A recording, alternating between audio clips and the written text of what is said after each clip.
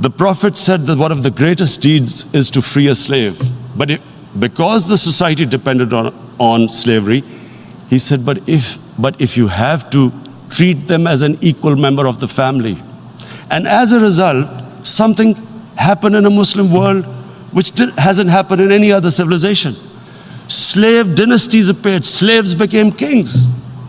The Mamluks, slaves who ruled Egypt. In India, there were slave dynasties. And then, with minorities, again, you hear that Islam is supposed to be against minorities. Let me just make this clear. In Islam, the Prophet announced that everyone was free to practice his religion. It was a sacred duty to protect the places of worship of all religions. He announced that every person is equal in front of law, whatever his religion or his color. And this incredible case, and I always quote this, that the fourth Khalifa, the head of state of Medina, he lost a court case against a Jewish citizen. So, number one, it showed there was a rule of law, no one was above law. And number two, that a Jewish citizen was an equal citizen. So, Mr. President, when a Muslim society is unjust to its minorities, it is going against the religion of Islam and our Prophet, peace be upon him. So, it is important to understand this. The Prophet lives in our hearts. When he's ridiculed, when he's insulted, it hurts. As we human beings understand one thing, the pain of the heart is far, far, far more hurtful than physical pain. And that's why the Muslims react. And I always thought that if I ever had the stage, I would try and explain this to the world community, especially to the Western community, because having lived in the Western community, people didn't understand this. When I first went as a teenager to England, there was a comedy film on Jesus Christ. It's unthinkable in Muslim societies. So we need to explain that, look, in a human community, we must be sensitive to what causes pain to other human beings. We have, in the Western society, and quite rightly, the Holocaust is treated with sensitivity because it gives the Jewish community pain. That's all we ask. That do not use freedom of speech to cause us pain by insulting our Holy Prophet. That's all we want. And now, the number fourth point, Mr. President, and this is the most critical point, is the reason why I especially came here. It is about what is happening in Kashmir. Before I go on this, I want to make one thing clear. That when we came to power, my first priority was that Pakistan would be a country which will try its best to bring peace. We had been through this war on terror. We joined the United States war on terror after 2001. And Pakistan went through one of its worst periods where 70,000 Pakistanis died and over 150 billion was lost to our economy. And Mr. President, I opposed the war because in the 80s, Pakistan had joined the Western countries in what was the freedom struggle then in Afghanistan against the Soviets. And it was funded by the Western countries.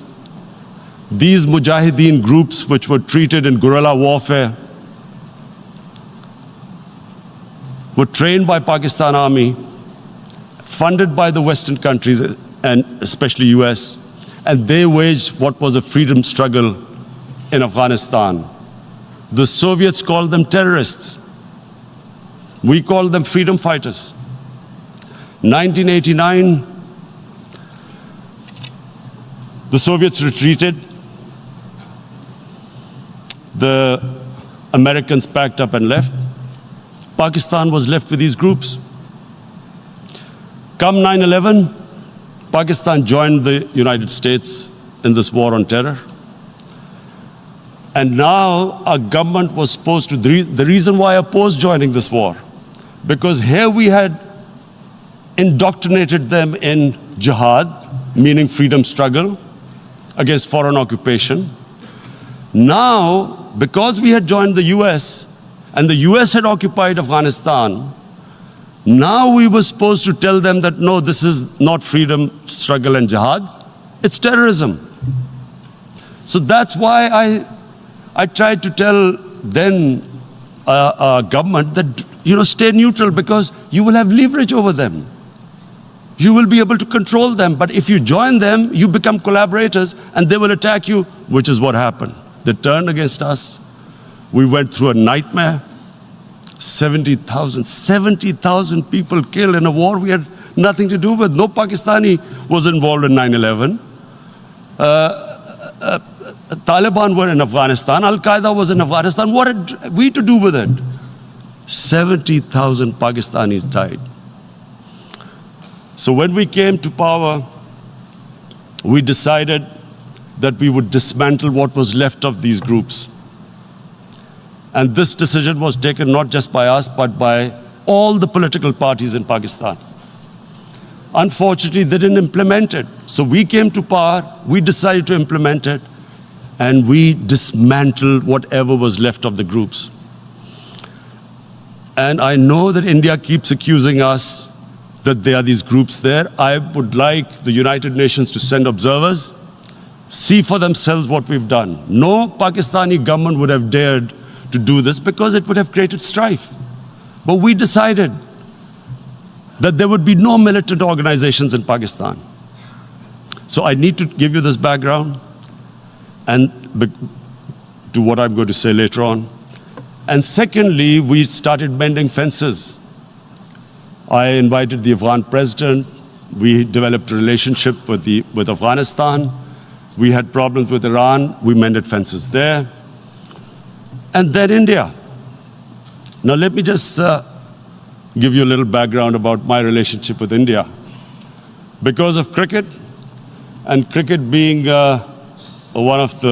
it's a passion in the subcontinent, I had great following in India. I have friends in India, and I loved going to India. So immediately, when my party came to power, the first thing we did was to immediately reach out to India.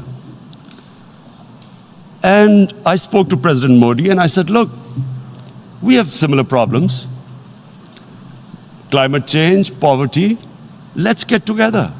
Let's resolve our differences through trade. Let's build a relationship on trust. Prime Minister Modi told me that, there were terrorist attacks from Pakistan. I said, we have problems with you. There are terrorist attacks which we know are instigated by India in Balochistan. We caught a spy, Kulbhushan Yadav, who admitted what the sabotage going on in Karachi and Balochistan. So we said, look, let's leave that behind. Let's move forward. Our main priority should be our people. The highest number of poor people live in the Indian subcontinent. Unfortunately, didn't make any headways. Our foreign ministers were supposed to meet on this in the UNGA last year. India cancelled it. We thought that it's their election coming up. It's a nationalist, ultra-nationalist party. It doesn't want to cozy up to Pakistan. So we thought, okay, we'll wait till the elections. Meanwhile, a 20-year 8-year-old Kashmiri boy whose father said was radicalized by the security forces in Kashmir, blew himself up on an Indian convoy.